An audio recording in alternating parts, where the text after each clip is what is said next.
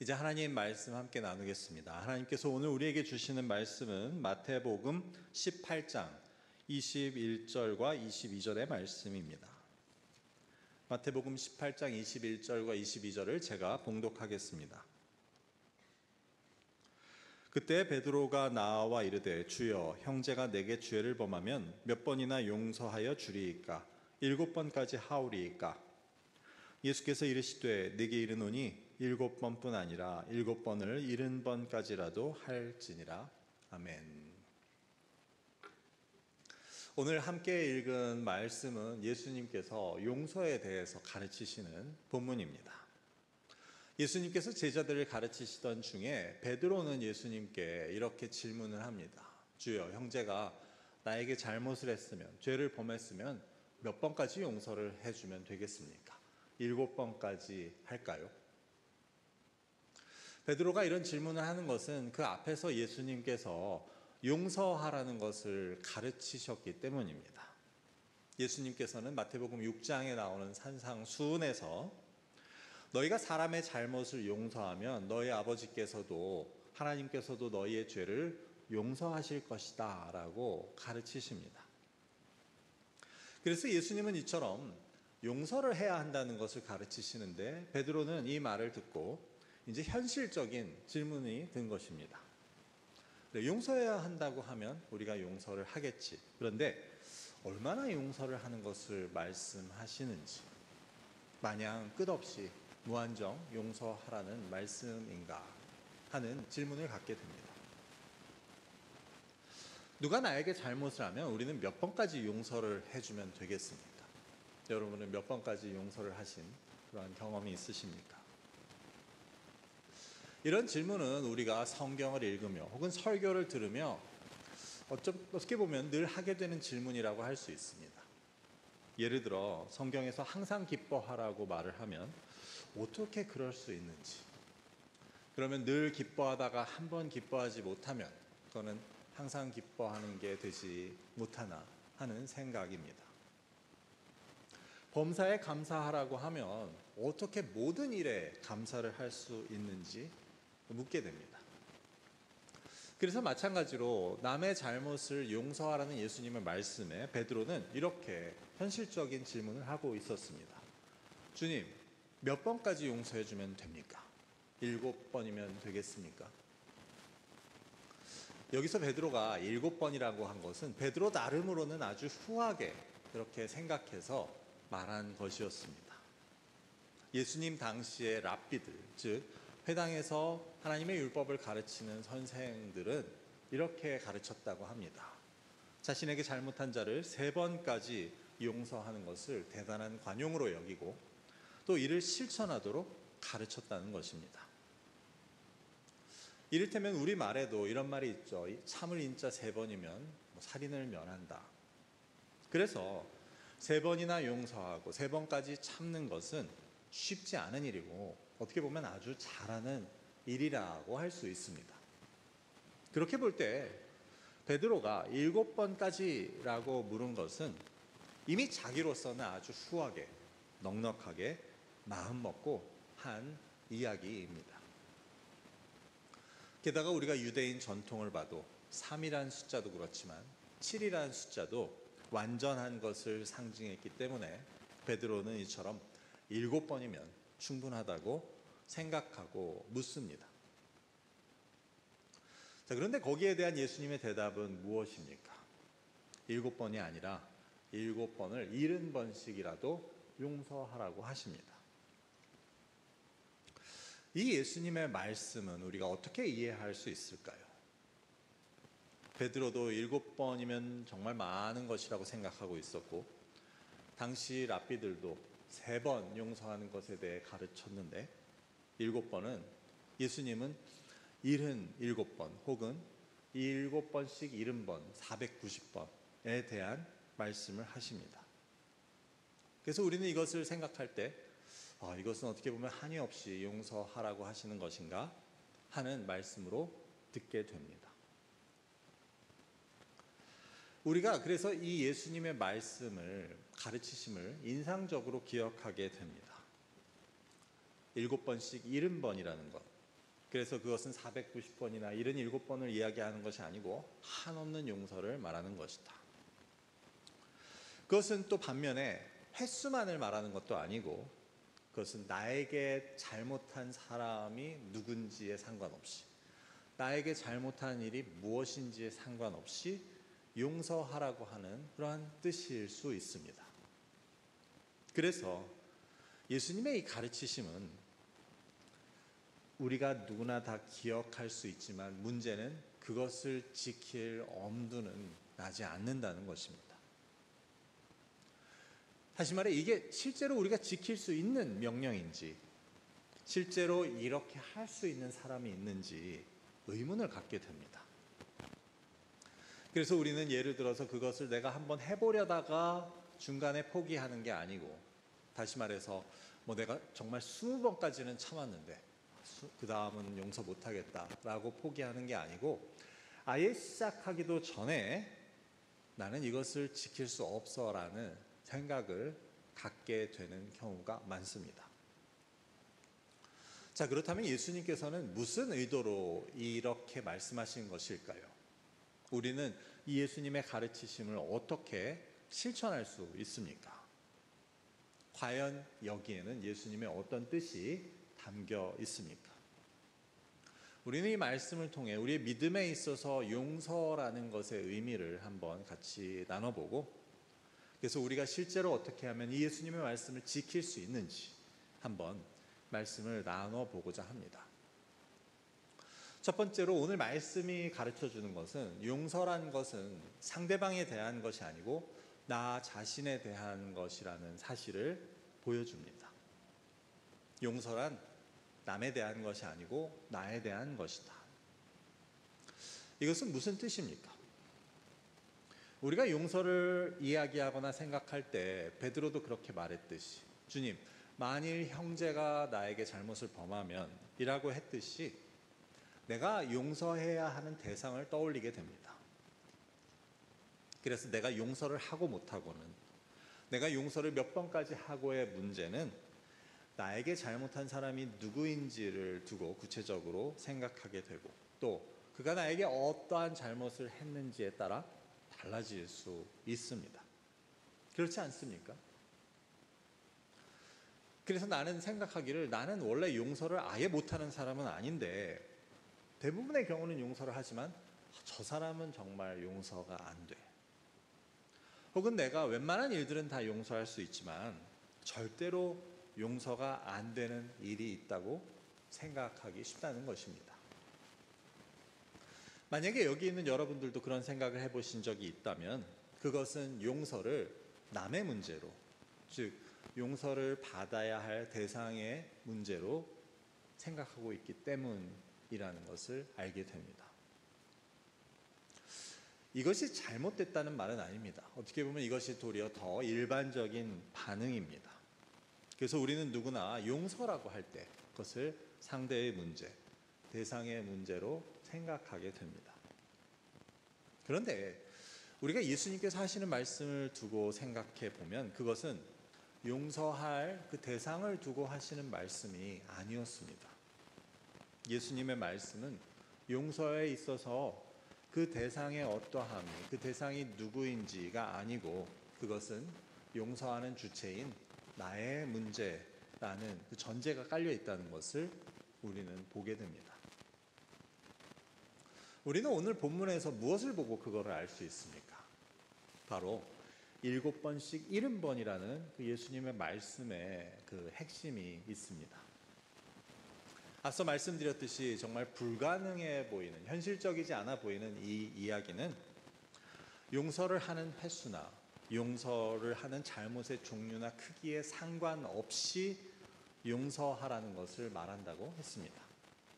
그렇게 볼 때 너에게 잘못한 횟수에도 상관없이, 너에게 잘못한 사람이 누군지에게도 상관없이 용서하라는 예수님의 말씀은 그 용서가 상대의 문제가 아닌 나의 문제라는 것을 보여줍니다. 그것은 나의 문제, 즉 용서를 하는 사람의 문제라고 예수님은 가르쳐 주십니다. 우리도 마찬가지입니다. 이 말을 듣기 전에 성경에서 용서해라라는 말을 듣게 되면 여러분은 가장 먼저 무엇을 떠올립니까? 내가 지금 용서해야 될 사람은 누구이지? 내가 지금까지 용서하지 못한 사람은 누구이지? 내가 지금 이 말을 듣고 용서해야 될 필요가 있는 사람은 누굴까? 라는 생각들을 하게 되지 않습니까?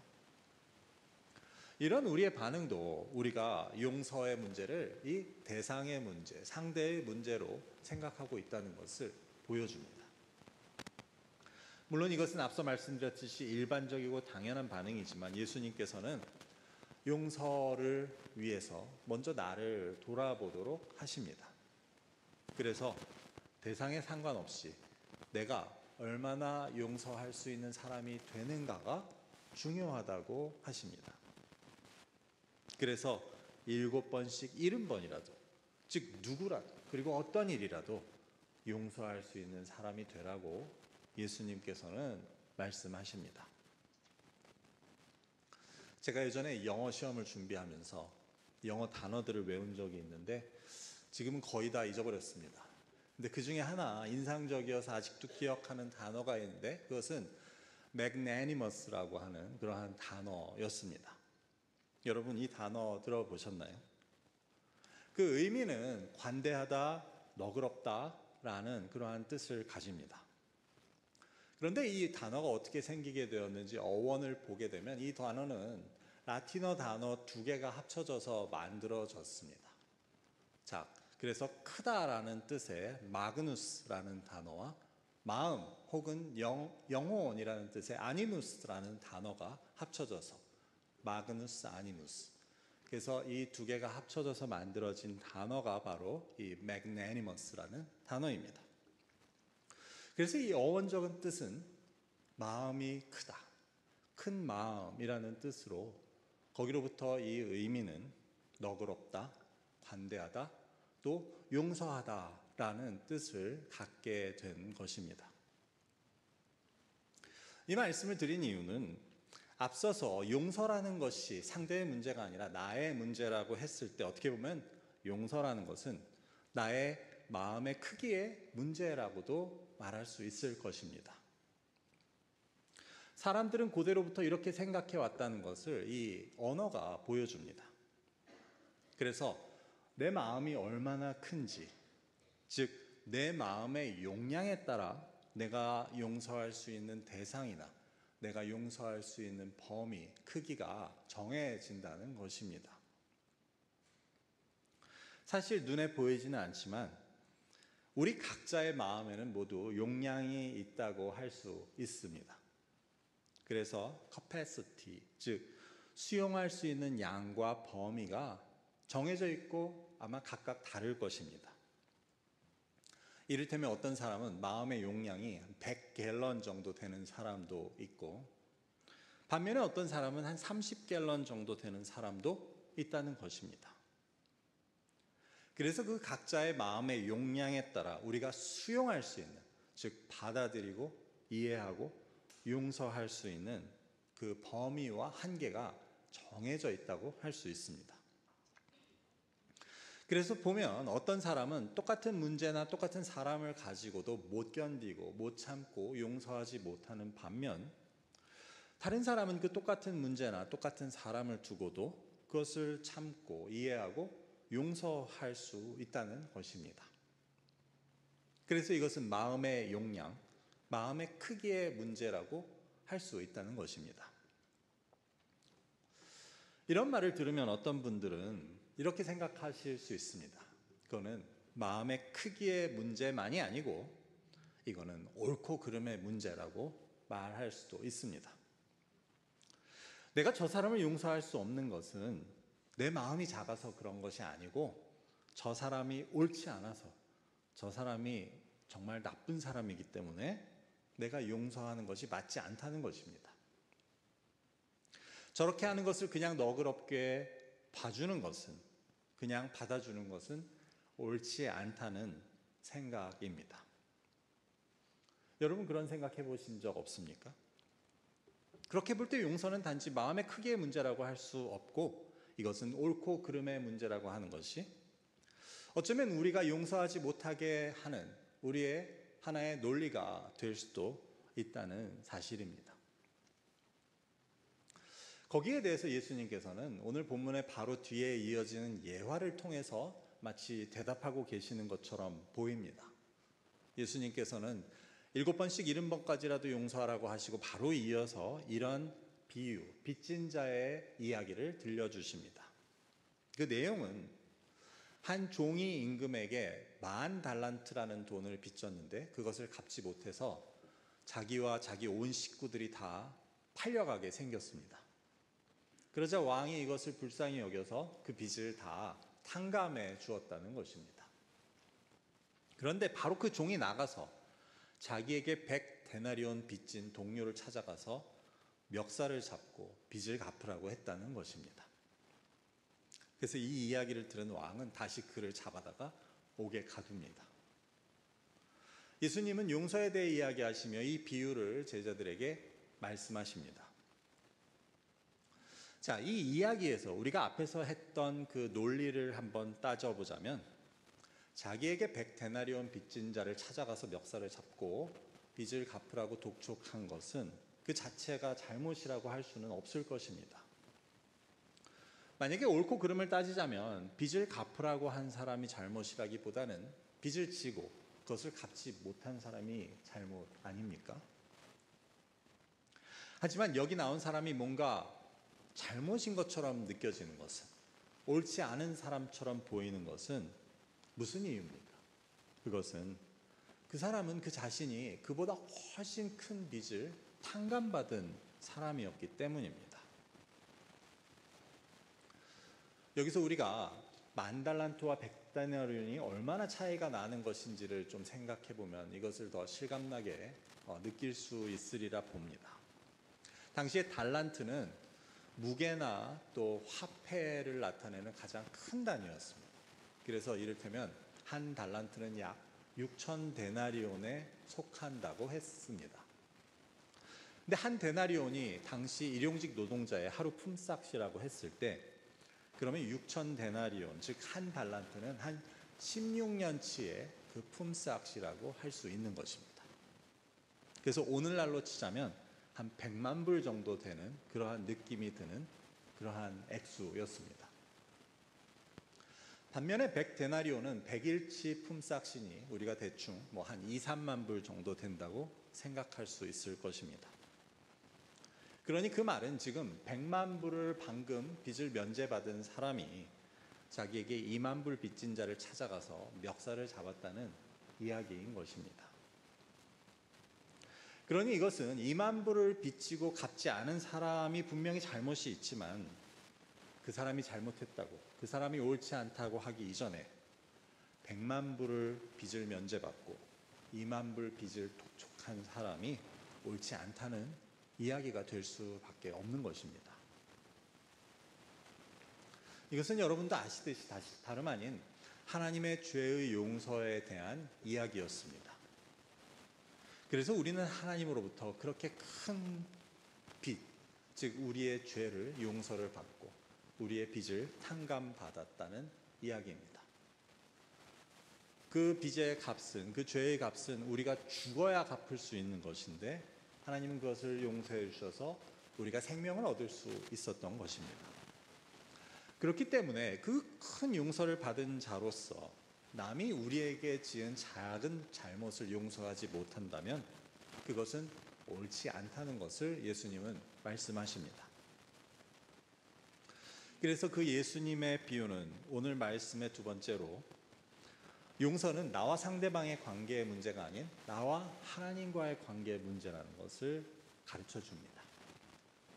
앞서서 첫 번째로 용서는 상대의 문제가 아닌 나의 문제라고 했는데 두 번째로는 용서는 나와 그 대상의 문제가 아니고 나와 하나님 사이의 문제라는 것입니다.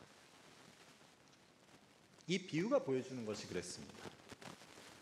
그래서 이것은 그 종과 자기에게 100데나리온 빚진 자 사이의 문제가 아닌 그 종과 자기의 10,000달란트 빚을 탕감해 준 그 하나님과의 문제가 되고 있었습니다. 그래서 우리의 용서가 나와 하나님과의 문제라는 것은, 용서는 믿음의 문제라는 것을 또한 보여주게 됩니다. 왜냐하면 우리에게 지금 용서하라고 명하시는 분이 우리에게 가장 큰 용서를 베풀어 주신 그 당사자 하나님이시기 때문입니다. 그렇게 보았을 때 우리는 앞에서 했던 이야기도 다시 한번 생각해 보게 됩니다. 즉, 용서가 단지 나의 마음의 크기의 문제가 아니고 옳고 그름의 문제라고 하는 우리의 주장입니다. 그래서 어쩌면 내가 너무 옳아서 다른 사람의 옳지 않음을 용납하지 못하는, 그래서 다른 사람이 옳지 않게 행하는 것을 도저히 참지 못하고 용서하지 못하는 우리의 모습입니다. 그래서 우리는 속으로 저렇게 옳지 않은 것을 그냥 두고 보면 안 돼, 그냥 두고 보고 그냥 용서해 주는 것은 옳지 않은 일이야, 저 사람을 위해서도 좋지 않아 라고 하는 것인데, 자, 그것을 하나님과의 관계에 적용해 보면, 만약 하나님께서 그 논리를 따라서 우리의 옳지 않음을 그냥 두고 보지 않으셨다면 우리에게는 어떤 일이 있었을까요? 그것이 오늘 예수님께서 이 빚진 자의 비유를 통해 말씀하시는 내용이었습니다. 하나님은 누구보다 공의로우시고 정의로우시고 의로우신 분 아닙니까? 그렇게 의로우신 분이라면 옳지 않은 것을 그냥 두고 보는 것이 맞지 않을 것입니다. 그래서 우리의 논리를 하나님께 적용하자면 그렇습니다. 하지만 하나님은 그러지 않으셨다는 것입니다. 하나님은 누구보다 의로우신 분이시지만 우리의 죄와 잘못을 옳고 그름에 따라 바로 심판하지 않으십니다. 하나님이 우리를 그냥 두고 보지 않으셨다면, 그래서 저건 옳지 않아, 저렇게 옳지 않은 것을 그냥 두고 보면 안 돼 라고 하는 우리의 논리와 같이 행하셨다면 우리 중 누구도 여기 앉아있을 사람은 없을 것입니다. 그러니 우리도 그런 논리로 남을 대하는 것은 옳지 않다는 것입니다. 하나님은 나에게 그러지 않으셨는데 나는 다른 사람을 보며 저렇게 하는 것은 옳지 않다고 그를 정죄하고 그를 용서하지 못한다면 우리는 오늘 예수님의 비유에 나오는 그 100데나리온 빚진 자를 찾아가서 빚을 독촉하는 그 사람의 모습이 될 수밖에 없습니다. 그래서 예수님께서는 이 비유의 마지막에서 이렇게 말씀하십니다. 너희가 각각 마음으로부터 형제를 용서하지 아니하면 하나님 아버지께서도 너희에게 그렇게 하실 것이다. 그래서 오늘 우리는 이 예수님께서 말씀하시는 성경의 이야기는 용서의 이야기를 통해서 두 가지를 함께 나누었습니다. 첫 번째로 용서는 상대방에 대한 것이 아니고 나 자신에 대한 것이라는 말씀과, 두 번째로 용서는 나와 상대의 관계에 대한 이야기가 아니고 나와 하나님의 문제라는 말씀이었습니다. 그렇게 본다면 우리는 이제 어떻게 해서 나에게 잘못한 대상이 누구인지 상관없이, 나에게 잘못한 일이 무슨 일인지에 상관없이 용서할 수 있다는 것인지에 대해 조금 깨닫게 됩니다. 지금 내가 속으로 내가 다른 사람은 다 용서가 돼도 저 사람은 용서가 안 돼, 용서하지 못해 라고 생각하는 사람이 있다면, 혹은 내가 다른 건 다 넘어가줘도 저 일은, 저런 일은 그냥 두고 보면 안 돼, 옳지 않아, 두고 볼 수 없어 라고 생각하는 것이 있다면 그것은 우리가 성경이 말하는 용서를 실천하고 있는 것은 아니라는 것을 보여줍니다. 우리에게 있어서 용서는 우리의 믿음의 문제라는 것을 기억해야 합니다. 앞서 용서가 나 자신의 문제라고 하는 것을 이야기하면 우리는 마음의 크기를 이야기했습니다.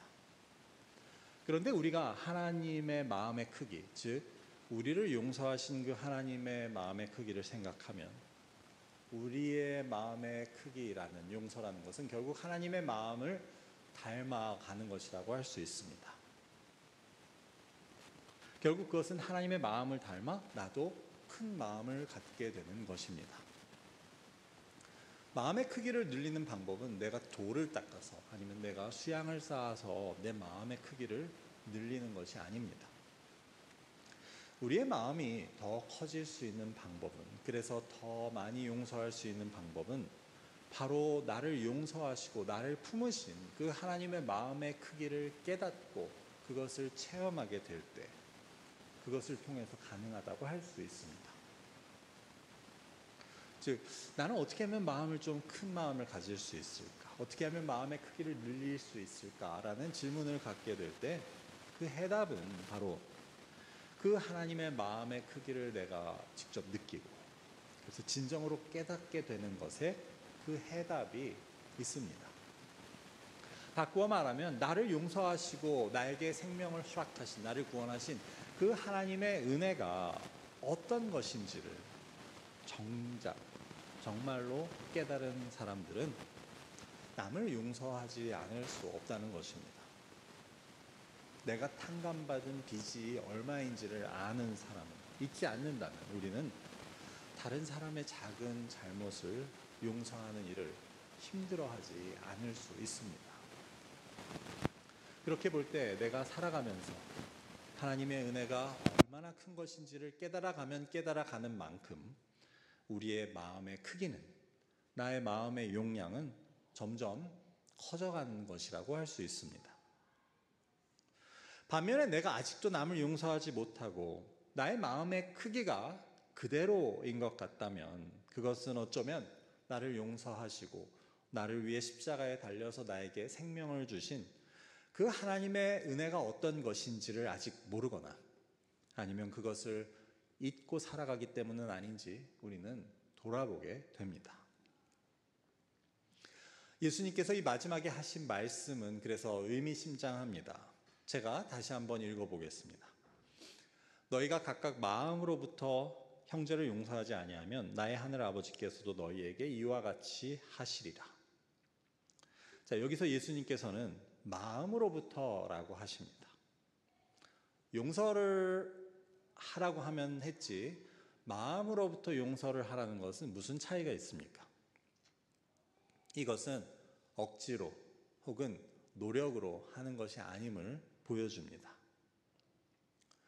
우리는 남을 용서하기 위해 노력하고 힘쓰고 애를 쓸 때가 있습니다. 하지만 억지로 한다고 용서가 됩니까? 용서는 용서해야 한다고 해서 내가 노력을 해서 되는 것이 아니라는 말입니다. 예수님께서 마음으로부터라고 하시는데 사실 내 마음대로 안 되는 것이 내 마음이 아닙니까? 어떤 노래 가사에 이런 말이 있습니다. 사랑을 노력하는 게 말이 되니? 일부 예배 때 이걸 했더니 예배 끝나고 와가지고 목사님 그게 무슨 노래냐고, 내 왼쪽 오른쪽에 있는 사람들한테 물어봐도 아무도 그 노래를 모른다고 하시더라고요. 네. 여러분은 아시죠? 용서도 노력해서 하는 일이 아니라고 할 수 있습니다. 그래서 예수님은 마음으로부터 용서하라고 하시는데, 그럴 수 있는 방법은 단 한 가지밖에 없습니다. 내가 하나님의 용서를 깨달아서 나를 용서하신 하나님의 그 은혜를, 나를 품으신 그 하나님의 마음의 크기를 진정 내가 알고 깨닫게 될 때, 우리는 마음으로 용서한다는 것이 무엇인지를 알고 또 마음으로부터 용서를 할 수 있게 되는 것입니다. 여러분이 지금 용서하지 못하는 사람은 누가 있습니까? 어떤 분은 그게 가족 중에 누구일 수도 있고, 어떤 분은 함께 교회 다니는 사람 중에 누구일 수도 있습니다. 하지만 용서는 그 사람에 대한 것이 아닙니다. 용서는 나에 대한 것이고, 용서는 나와 하나님과의 관계에 대한 것이고, 하나님의 은혜를 입은 자들의 믿음의 문제입니다.